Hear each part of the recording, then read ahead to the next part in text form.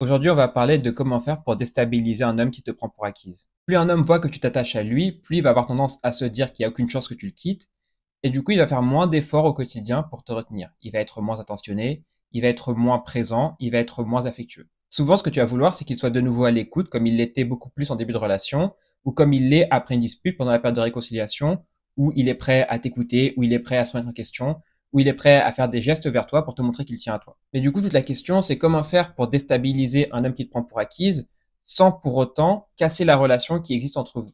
Beaucoup de femmes pensent que la confrontation, c'est la meilleure manière de déstabiliser un homme qui les prend pour acquise. Typiquement, dans un premier temps, tu vas essayer de lui dire qu'il ne te respecte pas, tu vas essayer d'y aller gentiment, tu vas essayer de lui faire des reproches, de l'engueuler, tu vas aussi essayer parfois de lui mettre des ultimatums ou des menaces, et tu espères qu'en faisant ça, juste par la communication, par la confrontation, eh bien, ils finissent par comprendre en fait ce qu'il te fait de mal et qu'ils finissent par corriger son comportement. L'autre approche que beaucoup de femmes vont avoir, c'est qu'elles vont essayer de se faire belles entre guillemets aux yeux de leur homme en voyant qu'il se désintéresse d'elles.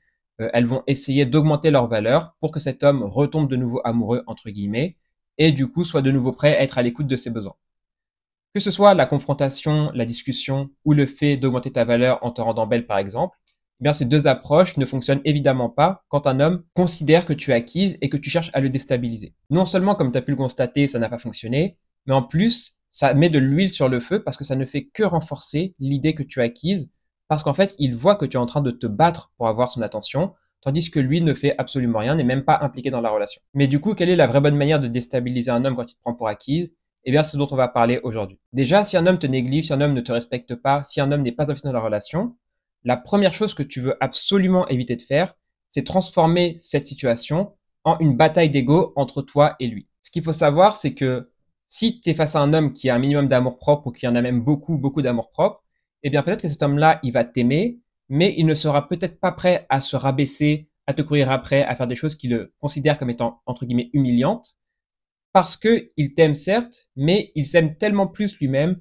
qu'il n'est pas prêt à faire ces efforts-là. Les batailles d'ego, c'est une des choses qui peuvent littéralement devenir un poison pour votre relation et la gangréner au point de littéralement la tuer. Quand tu vas aller vers un homme et que tu vas lui faire des reproches, tu vas lui reprocher par exemple de te négliger, etc.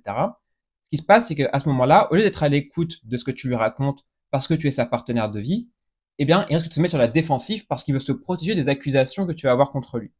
Et donc, ça tue littéralement le dialogue de faire ça. Quand tu prends tes distances avec un homme, quand tu veux communiquer avec lui de certains problèmes, il faut vraiment que tu te mettes à sa place et que tu te considères non pas comme son ennemi, non pas comme quelqu'un qui veut lui prendre quelque chose, qui veut avoir raison, qui veut le forcer à s'excuser, à se rendre compte que c'est le méchant. Ce que tu veux, c'est que vous soyez deux partenaires qui arrivent à trouver une entente, qui arrivent à trouver une entente mutuelle ensemble. Si tu considères que cet homme, c'est un salaud, qu'il a des défauts inimaginables, qu'il est horrible, eh bien, considère te poser la question de pourquoi est-ce que tu es avec lui, plutôt que d'aller le voir et d'aller lui dire qu'il est horrible, qu'il a des défauts énormes, etc. Et si tu as envie que ça fonctionne malgré ses défauts, eh bien, mets un peu d'eau dans ton vin et essaie de ne pas attaquer son ego pour résoudre les problèmes. De la même manière, quand tu vas prendre tes distances avec cet homme-là, il faut qu'il comprenne exactement pourquoi tu as pris tes distances et pas qu'il se dise que c'est un jeu de qui va craquer le premier et aller vers l'autre, parce que ce petit jeu-là, justement, il peut rajouter de l'ego qui fait que ça va être difficile pour lui dans un sens d'accepter de revenir vers toi. Et même s'il revenait vers toi, au fond de lui, il aurait la sensation d'avoir perdu la bataille d'ego. Et donc, le fait qu'il ait la sensation d'avoir perdu la bataille d'ego, ça fait qu'il va s'en souvenir et que dans le futur, il y a des chances qu'il te le fasse payer au moment où il a la sensation de bien te tenir. Le but, c'est de le déstabiliser pour qu'il arrête de penser que tu es acquise et qu'il peut se permettre de un petit peu traîner la patte, voire d'être carrément négligent avec toi. Mais si tu mets trop d'ego entre vous, certes, tu seras plus acquise, mais il n'aura même plus envie de venir te récupérer parce que ça ferait trop mal à sa fierté. D'ailleurs, plus tard dans la vidéo, je vais te donner un filet de sécurité que tu peux utiliser quand un homme a trop de fierté justement pour revenir quand tu es silencieuse avec lui, pour que tu puisses justement être certaine que dans tous les cas, vous arriviez à une réconciliation sans qu'il ait la sensation d'avoir dû rentrer la queue entre les pattes et t'envoyer un message. Mais ça nous amène au deuxième point, qui est que tu dois absolument arrêter de chercher à faire de la confrontation avec un homme quand tu sens que la communication ne sert plus à rien. La communication, elle sert à une seule chose, elle sert à faire prendre conscience à une personne qui est de bonne foi, à une personne qui a envie de s'impliquer dans la relation et de t'écouter, de faire prendre conscience à cette personne-là des problèmes qu'il y a dans la relation. Tu ne te sens pas écouté quand tu lui parles de tes ressentis, tu as la sensation qu'il priorise trop ses amis plutôt que toi. Ce genre de problème-là, tu vas lui en parler, il prend conscience du problème et il s'adapte pour maintenant faire en sorte que tu te sentes bien dans la relation. Mais quand tu vas communiquer avec un homme qui n'est pas impliqué dans la relation, ce que tu vas faire, c'est que tu vas aller lui dire que tu ne te sens pas écouté, tu vas lui dire que tu sens qu'il priorise ses amis, par exemple, par rapport à toi. Tu vas aller lui dire ça, et en fait, ce que tu vas constater, c'est que il entend le problème, il comprend le problème, mais comme il est de mauvaise foi, au fond, il va trouver des excuses, il va renvoyer la balle. Au final, dans une relation et dans une conversation, ce qui est vraiment important, ce n'est pas tellement que la personne comprenne les problèmes, ce qui est vraiment important quand tu communiques avec l'autre, c'est de te rendre compte que la personne a envie et de bonne foi et a envie de réussir. Tu préfères 1000 fois avoir un partenaire qui ne comprend rien à tes problèmes, qui n'arrive pas à avoir ton point de vue, mais qui a vraiment envie et qui essaye, plutôt qu'avoir un partenaire qui comprend parfaitement ce que tu lui expliques, mais qui s'en fiche totalement et qui va te gaslight, te faire croire que c'est toi qui es folle, que tu en demandes trop, etc. Le problème, c'est que souvent, quand un homme te prend pour acquise et que tu vas lui crier dessus, que tu vas lui faire des reproches, que tu vas essayer de communiquer, que tu vas essayer de quémander, etc. En fait, le problème, c'est que cet homme-là, justement, il comprend parfaitement ce que tu lui dis parce que tu lui as répété 1000 fois, 1000 fois, 1000 fois, 1000 fois. Mais au fond, il n'a pas envie de te donner ce que tu veux parce qu'il préfère simplement procrastiner, il préfère traîner la patte, il préfère garder sa liberté tout en te gardant toi en même temps. Ça, c'est la raison pour laquelle confronter un homme quand il te prend pour acquis, ça ne sert absolument à rien. Et non seulement ça sert à rien, mais ça rajoute carrément de l'huile sur le feu. Pourquoi? Parce que lui, s'il est négligent avec toi, c'est parce qu'il se dit au fond de lui-même que, bah en fait, qu'il s'occupe de tes besoins ou non, ça va strictement rien changer parce que tu es dépendant de lui, tu es trop accro à lui, tu es dingue de lui, et donc ça va rien changer. Dans tous les cas, il n'a pas besoin de faire ce que tu lui demandes. Quand tu vas le voir et que tu lui envoies des pavés, que tu quémandes, etc., tu ne fais que renforcer l'idée que tu es totalement dépendant de lui, que tu ne peux pas te passer de lui. Tu ne fais que renforcer l'idée qu'il a énormément de pouvoir sur toi et que tu acquises. Et donc, ça ne va pas le motiver sur le long terme à faire des efforts.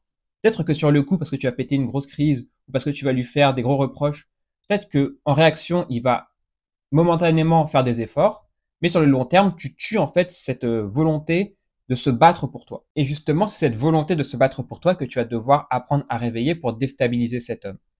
C'est vraiment cette sensation d'urgence, cette sensation que s'il ne fait pas quelque chose, s'il ne prend pas en compte tes besoins, eh bien, tu risques de partir, il risque de te perdre. C'est vraiment cette peur-là qui fait qu'un homme va être au petit soin avec toi et qui va te traiter bien en permanence, que ce soit verbalement, il va bien te parler, il va te complimenter, etc., il va te valoriser, ou alors dans ses actes, il va bien te traiter. Un homme qui a peur de te perdre, un homme qui a un sentiment d'urgence quand il pense à toi, cet homme-là, il va vouloir de lui-même faire des efforts, il va vouloir de lui-même t'écouter, il va vouloir être certain de comprendre profondément ce que tu veux parce qu'il a peur que s'il ne comprenait pas, eh bien, tu finisses par partir. Si tu vas voir un homme et que tu lui dis que tu te sens pas écouté ou qu'il passe trop de temps avec ses amis, par exemple, et qu'il trouve des excuses, en fait, ce qu'il faut bien comprendre, c'est qu'une personne qui n'a pas envie de faire quelque chose, elle va trouver des excuses. La première excuse, elle va saisir la première opportunité pour ne pas faire la chose en question. Mais une personne qui a vraiment envie de faire quelque chose, au contraire, elle va chercher des excuses pour faire cette chose en particulier. Un homme qui n'a pas envie de faire les efforts pour toi, il va trouver des excuses pour ne pas pour ne pas faire les efforts, que ce soit parce qu'il a trop de travail, que ce soit parce qu'il est fatigué, que ce soit parce que tu en demandes trop, que ce soit parce que j'en sais rien. Mais un homme qui veut vraiment bien te traiter, cet homme-là, justement, il va justement trouver des excuses auprès de ses potes, auprès de son travail, auprès de son emploi du temps, peu importe. Il va trouver des excuses pour passer plus de temps avec toi et pour mieux te comprendre parce que pour lui, ça fait partie de ses besoins, ça fait partie de ses envies personnelles. Par exemple, si tu as déjà fait un séance radio avec ton partenaire, tu sais que si le silence était très dur pour toi, tu savais au fond que c'était la bonne chose à faire, tu étais persuadé que c'était ça qu'il fallait faire pour euh, le faire réagir, mais comme tu avais tellement envie de lui parler, tu as cherché des excuses pour le faire. Tu as cherché des excuses comme c'est son anniversaire, ou c'est ton anniversaire, ou c'est l'anniversaire de votre chien, ou il y a tel événement qui va se produire qui fait que, ou alors il a trop de fierté et ça ne va pas fonctionner contre lui, etc., etc. Comme tu as vraiment au fond de toi envie de parler à la personne, tu vas trouver des excuses pour le faire. Et c'est la même chose avec les personnes qui ont des addictions. Elles savent qu'elles doivent arrêter leur addiction, mais leur cerveau va trouver plein d'excuses pour faire une exception et pour continuer une fois de plus. Et bien là, c'est exactement la même chose. Actuellement, tu es face à un homme qui, au fond de lui, n'a pas envie et donc il va chercher des excuses pour ne pas le faire. Et ce que tu veux, c'est obtenir un homme qui a vraiment envie et qui va chercher justement des excuses pour le faire. Arrête de lui demander de te rendre heureuse alors que c'est à lui justement de venir te voir et de te demander comment faire pour te rendre heureuse. Ça, c'est la différence entre la femme qui est désirable et la femme qui est confortable. Si quand un homme te néglige, tu commences à le traiter un petit peu comme une princesse, tu commences à lui dire non mais le pauvre, il a beaucoup de travail, non mais le pauvre, il traverse une période difficile, le pauvre, tu lui trouves une excuse quelconque à chaque fois, Quand tu maternes en fait un homme qui te néglige, ce qui se passe dans sa tête, c'est que il arrête de te percevoir comme une femme pour laquelle il doit se battre avant qu'un autre homme ne la lui prenne. Il arrête de te voir vraiment comme cette femme qui est un challenge pour lui et qu'il doit mériter au quotidien. Quand tu commences à trouver des excuses à un homme qui te traite de manière médiocre, en quelque sorte, ce qui se passe, c'est qu'il se met à te percevoir, du coup, non plus comme une femme désirable, mais comme une femme qui est confortable. Encore une fois, tu es la seule qui fixe tes standards. Tu es la seule qui décide ce qui est acceptable et inacceptable pour toi. Et ce sont tes standards qui décident finalement le niveau d'implication qu'un homme va avoir. Si tu acceptes qu'un homme fasse moins d'efforts parce qu'il a une bonne excuse ce jour-là, et bien en fait, ce qui se passe, c'est que tu baisses tes standards pour lui, et donc il ne se sent pas challengé, il ne se sent pas dans une situation où il doit faire plus pour t'avoir toi dans sa vie. C'est comme si, par exemple, tu étais un produit de luxe, genre j'en sais rien, tu es une Ferrari, par exemple. Une Ferrari, elle a tellement de valeur qu'on est prêt à mettre le prix pour l'avoir. Mais si on pouvait en avoir une gratuitement, personne ne va dire non. Personne ne va dire non, je veux absolument faire tous les efforts pour avoir cette Ferrari. Si on peut l'avoir gratuit, on la prend. Et bien là, c'est exactement la même chose avec lui. Il serait prêt à faire les efforts, mais comme tu es prête à baisser tes standards toi aussi, ben, il va pas refuser, il va pas débattre, il va pas chercher à te convaincre de payer plus cher et de faire plus d'efforts pour t'avoir. Si tu as de l'empathie pour un homme, si tu as de l'empathie pour ce qu'il traverse, parce qu'il traverse des périodes qui sont difficiles dans sa vie, que ce soit professionnellement ou j'en sais rien, si tu ressens ce besoin de l'accompagner, de l'aider, tu peux le faire, mais à la condition qu'il le mérite, à la condition que par son investissement, à lui, il t'a montré que tu étais en sécurité émotionnelle, il t'a montré qu'il s'est donné les moyens finalement de te rendre heureuse, et dans ce contexte-là où il a mis un cadre qui te rassure émotionnellement, dans ce contexte-là, eh bien, tu peux, toi, derrière, avoir de l'empathie pour ses souffrances et l'aider et l'accompagner. Et bien souvent, l'erreur que vont faire beaucoup de femmes, c'est qu'elles vont avoir un homme qui face à eux est émotionnellement distant, un homme qui n'est pas impliqué, et justement pour garder une part de l'amour de cet homme-là, elles vont commencer à le materner, elles vont commencer par faire beaucoup d'efforts pour lui, dans l'espoir que tous les efforts qu'elles vont faire pour cet homme-là seront récompensés dans le futur. Sauf qu'en fait, quand tu vas faire des efforts pour un homme qui traverse une période difficile, il va pas se dire que tu es vraiment une femme incroyable et super gentille. Il va se dire que tu es folle amoureuse de lui, que tu es dingue de lui, au point où même quand il est au plus bas, tu es encore à ses côtés. Et donc, ça veut dire qu'il est, dans un certain sens, sur un piédestal. Il faut pas que tu te dises que cet homme-là, il va éprouver de la reconnaissance. C'est triste, mais c'est comme ça. Dans son esprit, il y a de fortes chances qu'il se dise surtout que il a beaucoup de pouvoir et que tu es très dépendante. Actuellement, cet homme, il est entre guillemets stable parce qu'il pense que tu es acquise et il pense qu'il peut juste se servir et prendre ce qu'il veut de toi parce que tu seras toujours là à le lui offrir. Pour le déstabiliser, ce qu'il faut que tu fasses, c'est que tu apprennes à le challenger. C'est-à-dire qu'il faut que tu apprennes à lui faire comprendre que s'il veut avoir ce que lui il veut, il va devoir te donner ce que toi tu veux et non pas l'inverse. Actuellement, tu lui donnes ce que lui il veut en espérant en retour que par gentillesse, il te donne ce que toi tu veux, il te rend heureuse. Mais au final, c'est l'inverse que tu dois faire. C'est à lui de te donner d'abord, dans un premier temps, ce que toi tu veux. C'est à lui de s'impliquer émotionnellement, de t'offrir une sécurité émotionnelle, de s'impliquer dans la relation en échange de ton implication à toi. C'est vraiment à lui d'envoyer la pulsion d'énergie et c'est à toi de répondre. Quand c'est dans le sens inverse, quand c'est toi qui envoies une pulsion d'énergie dans l'espoir que lui réponde, ce qui se passe en général, c'est qu'il va pas justement se sentir rassuré en se disant waouh, elle-même, c'est trop bien, je me sens en sécurité émotionnelle.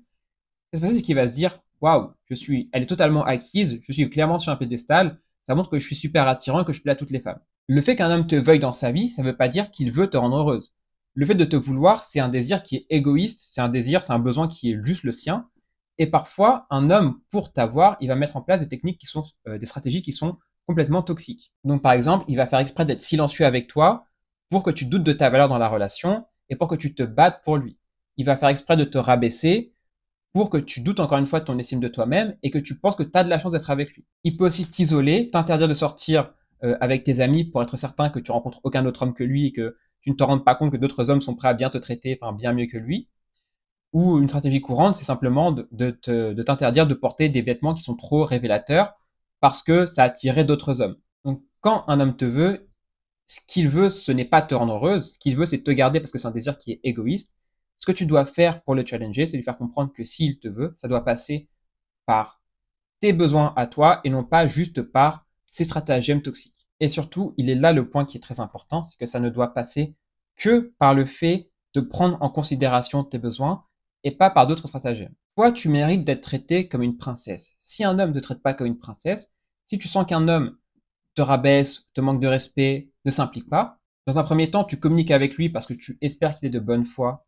Tu espères qu'il ne se rend juste pas compte de ce qu'il est en train de faire. Et donc, juste, tu vas communiquer le problème avec lui. Mais si tu vois que la communication ne sert à rien parce qu'il s'en fiche complètement, dans cette situation, il faut tout simplement que tu lui fasses comprendre que s'il ne te mérite pas, eh bien, tu vas sortir de sa vie.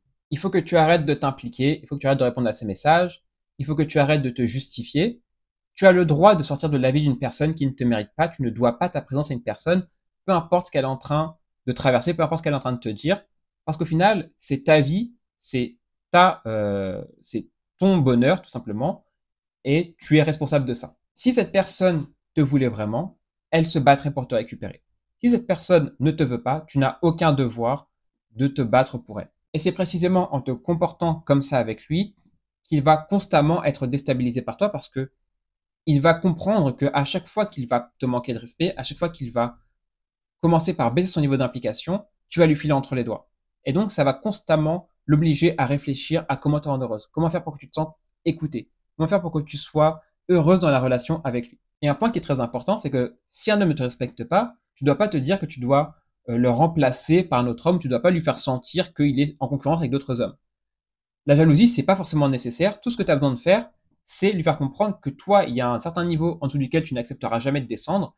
Et si il descend tout ce niveau-là, du coup, de le quitter tout simplement. Tu dois tout simplement arrêter de te battre pour lui, que ce soit pour le mettre dans un confort et devenir la femme qui est confortable, ou alors te battre pour avoir de l'attention, pour avoir de l'énergie de sa part. Au fond, s'il pense que tu es acquis, c'est parce qu'il pense qu'il peut anticiper ce que tu vas faire dans le futur, et du coup, il n'a pas particulièrement peur de te perdre. Sans chercher à attaquer son ego pour autant, montre-lui que c'est une grosse erreur de calcul de sa part. C'est à lui de te mériter, c'est pas à toi de le mériter. Ça veut dire que c'est à lui de t'offrir la première portion d'énergie et à toi en retour de t'investir dans la relation. C'est pas à toi de te battre, de materner un homme dans l'espoir qu'il te trouve suffisamment confortable pour s'engager avec toi. Parce que tu vas juste être dans la case de la femme confortable et tu seras pas dans la case de la femme qui est désirable.